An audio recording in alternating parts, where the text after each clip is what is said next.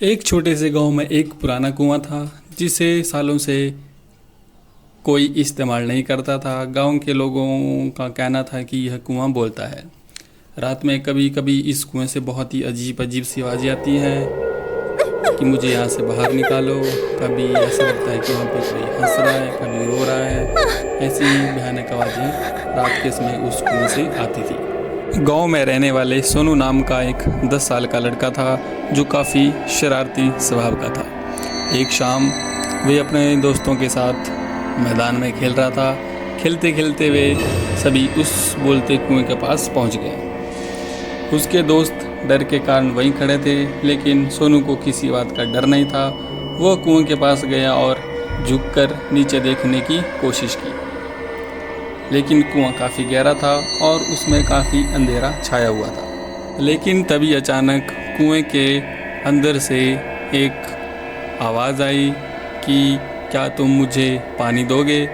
सोनू ये सुन के चौंक गया। जैसे ही उसने अपने दोस्तों को आवाज़ दी, लेकिन वे सब डर कर भाग चुके थे, तो सोनू वहाँ पर अकेला ही रह गया। फिर थोड़ी देर के बाद फिर वही आवाज़ आई कि क्या तुम मुझे थोड़ा सा पानी दोगे। सोनू को लगा कि शायद इसे पानी की ज़रूरत है, तो सोनू को उस पर दया आ गई। वो जल्दी से अपने घर से एक पुरानी बाल्टी उठाई, पानी भरा और उसे कुएं में डाल दिया। जैसे ही सोनू बाल्टी को ऊपर खींचने लगा तो उसे लगा कि बाल्टी काफ़ी भारी है। जैसे ही बाल्टी बाहर निकाली तो उसमें पानी की एक भी बूंद नहीं थी। हैरानी की बात यह थी कि बाल्टी में एक सोने का कड़ा था। सोनू खुशी से कूद पड़ा। वे सोचने लगा कि शायद कुएं में रहने वाला कोई देवता है जिसने उसे इनाम दिया है। लेकिन असली खौफनाक बात अगली रात सामने आई। रात के वक्त फिर वही आवाज़ आई, क्या तुम मुझे और पानी दोगे। इस बार सोनू को थोड़ा डर लगा, लेकिन सोने के कड़े के लालच में वो फिर कुएं के पास चला गया। उसने बाल्टी डाली और खींचने लगा, लेकिन इस बार फिर वही हुआ। इस बार बाल्टी पहले से भी ज़्यादा भारी हो चुकी थी। जब बाल्टी बाहर निकाली तो उसमें पानी की जगह एक सड़ा हुआ मानव का हाथ था। सोनू चीख उठा और उसने उस बाल्टी को दूर फेंक दिया। उसी वक्त कुएं से भयानक आवाज़ें आने लगी।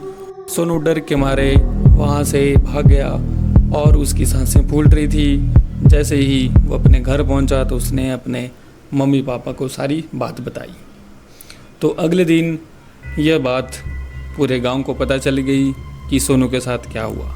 गांव के बुज़ुर्गों ने कहा कि सोनू ने गलती से एक प्रेत आत्मा को फिर से, हम सभी को मिलकर जल्दी से जल्दी इसका उपाय ढूंढना पड़ेगा, नहीं तो यह गांव फिर से एक भयानक रूप ले लेगा जैसा कि बरसों पहले हुआ था। तो गांव के लोगों ने कहा कि बरसों पहले यहाँ पर क्या हुआ था।